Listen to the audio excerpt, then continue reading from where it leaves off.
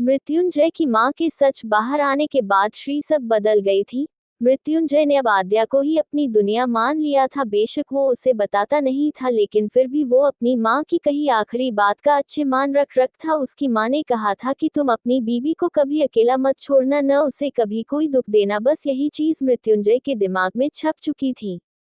आद्या का सच कुछ भी हो, लेकिन वो अब अपनी मां की आखिरी इच्छा का पूरी तरह से सामना करना चाहता था। इसलिए उसने आद्या को अब नफरत देना बंद कर दिया था। उसके नॉर्मल बिहेव से आद्या भी थोड़ा खुश थी। आज मृत्युंजय अपने ऑफिस में बैठा था, तभी उसका फोन बजा। मृत्युंजय ने फोन अटेंड किया। बात करते करते उसके चेहरे के हाव भाव बदल रहे थे। वो बस हूँ या हाँ में जवाब दे रहा था। उसके चेहरे के भाव सख्त होते जा रहे थे। सारी बात सुनकर वो गहरी सांस लेके बोला, ठीक है, कल की तैयारी शुरू कर दो, कल फिर वही पहुंचकर बात करते हैं। डेडपैन फेस। मृत्युंजय बात होने के बाद काफी गुस्से में लग रहा था। उसका चेहरा बता रहा था कि वो इस समय कितने गुस्से में है। पाउटिंग। वो काफी देर तक सोचता रहा, फिर अपने आप से बोला, आज रात उसके साथ अच्छे बीता कर कल के सच को सुनना है। मेरा दिल कहता है वो गलत नहीं है, फिर भी एक बार जानना तो पड़ेगा।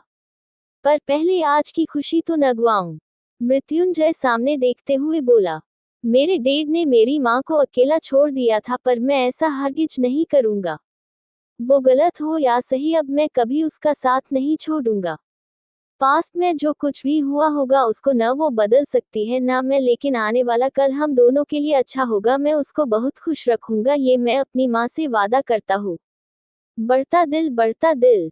आद्या को यहाँ रहते कई दिन हो गए थे। उसे बीच बीच में बेशक सभी मिलने आते रहते, पर फिर भी उसे दादी दादू और मीरा माँ की याद आती रहती थी। वो अभी घर में अकेली बैठी थी, तभी स्वाति का फोन आया। आद्या, हाँ स्वाति बोल, क्या हुआ?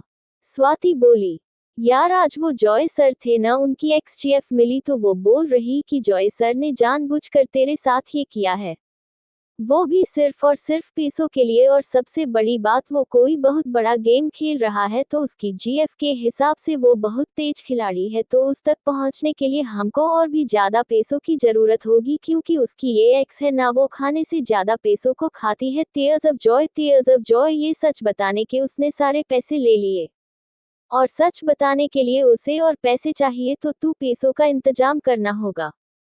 स्वाति की बात सुनकर आद्या बोली, अभी जितना पता लगा है वो बहुत है, फिलहाल आगे क्या करना है बता दूंगी, फिलहाल तू उस लड़की से दूर रह। डेडपैन फेस फोल्डेड हैंड्स। आद्या स्वाति से बात करने के बाद बाहर बालकनी में आकर सोचने लगी, मैंने पहले ही जय से बहुत झूठ बोल दिया है, पहले ही रिश्ता कमजोर हो गया था। अब जैसे तैसे करके जय मुझे अपनी बीवी समझने लगे हैं। अब मैं कोई ऐसा काम नहीं करूंगी जिससे फिर से प्रॉब्लम हो, फिर से मैं उनको झूठ नहीं बोलूंगा। अब जो भी सच है उसका पता लगाने के लिए मैं अपने पति से किसी तरह का झूठ नहीं बोलूंगा। बेशक हमारी शादी किसी भी तरह हुई हो, लेकिन आज का सच ये है कि मैं जय को प्यार करने लगी हूँ। और जब से राधिका माँ का सच बाहर आया है, तब से तो लगता है जय को खुद को एक पल के लिए भी दूर न होने दूं। एक छोटे से बच्चे से उसकी माँ दूर हो गई, वो भी बड़ी वाली गलतफहमी डालकर, तो वो बच्चा तो ऐसी होगा न जैसा जय है। आज मुझे है कि किसी भी बात से कोई ऐतराज नहीं है। आज मैं खुद से वादा करती हूँ, कभी अपने जय को अकेला नहीं छोड़ूंगी। जो कमी अब तक थी उसे मैं पूरा करूंगी। जय को प्यार और अपनेपन की जरूरत है, तो मैं दूंगी उसे वो प्यार। कभी माँ की तरह प्यार से समझाकर डांट कर, तो कभी बीवी की तरह हक जमाकर अपना प्यार दिखाकर, कभी दोस्त की तरह चिल्ला करवाते हुए। आज से मैं अपना सब कुछ भूलकर नया शुरू करूंगी। और मैं जानती हूँ जय को भी मेरी बहुत जरूरत है, इसलिए आज मैं हमारे रिश्ते की नई शुरुआत करूंगी। दो दिल। आद्या ने कुछ पल सोचा, फिर किसी को फोन करके बोला, मुझे 1 घंटे के अंदर आपके कई सारे लोग चाहिए। सामने से आवाज आए, ओके मैम अभी भेजते हैं। आद्या फोन कट करके बोली, जानती हूँ एक सच ने बहुत कुछ बदल दिया है जय के लिए, तो अचानक से उसे नॉर्मल करना आसान नहीं होगा। पर एक दिन जरूर ऐसा आएगा जब वो दादी दादू और मीरा माँ को और डैड को माफ करेगा, और अपने पिता से पहले की तरह ही प्यार करेगा जैसा वो पहले करता था। उसे फिर से बचपन वाला जय बनाऊंगी मैं। और उसके लिए सबसे पहले अपनी सारी सच्चाई पर करूंगी, उसके बाद और सबसे ऊपर जय को अपने प्यार का एहसास कराऊंगी, जिसकी शुरुआत अब मैं खुद आगे से करूंगी, उसकी नफरत की परवाह किए बिना। दिल दिल।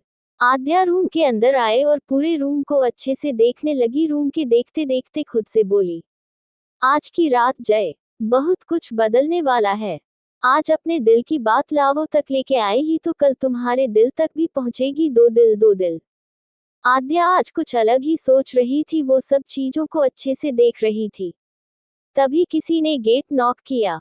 आद्या ने गेट खोला और सामने खड़े शख्स को देखकर मुस्कुराकर बोली, आइए। कुछ लोग एक एक करके घर के अंदर आए और आद्या से बात करने लगे। आद्या बात करने के बाद किचन में चली गई और कुछ सोचते हुए मुस्कुराकर मुदिता को फोन लगाया।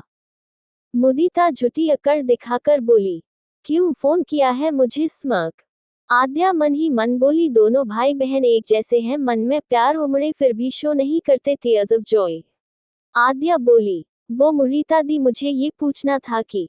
आद्या ने जो पूछा उसको सुनकर मुदिता मुंह बनाकर बोली, उनको इन सब से खास फर्क नहीं पड़ता, फिर भी अपना टाइम वेस्ट करने का मन है तो एक लिस्ट व्हाट्सएप पे सेंड कर दी है, देख लेना आप, शायद काम आ सके।